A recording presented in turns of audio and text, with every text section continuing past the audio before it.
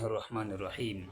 قدرمند رسول پاک علیه الصلاة والسلام بهر ته ورځو ته د کنینه ته بزور ته نورواته یو کاس ته غلا خرڅوي. رسول پاک علیه الصلاة والسلام ورته وویل چې د غلا څرنګه دوی نرخ پوښتنه وکړله. دغه مالک نرخ ورته وشي. رسول پاک علیه الصلاة والسلام د غلا ته لوس ورڅېړ کړ.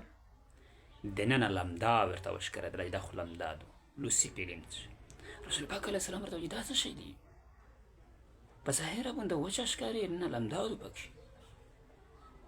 ویل چې یا رسول الله ور باندې وشو، وره لمدا کړله هغه لارونه، بیا هغه لمدا مې ورته ننه کړله، دا وچه مې په سپه باندې کړله. پیغمبر علیه الصلاة والسلام ورته وفرمیل من خش فلیس منا، چې کوم سړی دوکا ورکړله آدمي ژنه نه دی، یعنی کوم سړی دوکا ورکوي هغه کامل مؤمن نه دی. کوم سړی دوکا ورکوي هغه کامل مؤمن دی، کامل مؤمن نه دی. نور قدرمن دی، کامل مؤمن ولې سړی جوړېږي، کامل مسلمان ولې سړی جوړېږي چې کله چاته په کاروبار کښې دوکان نه ورکوي.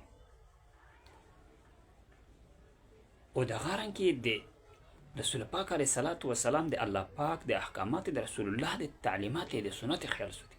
ولې ته کامل مؤمن، ولې د سړي د مسلمان پاته ولګي چې کله تو ته پیسې مخشي شي، تو ته کله دولت مخشي شي چې بیا څومره مسلمان او بیا څومره غیر.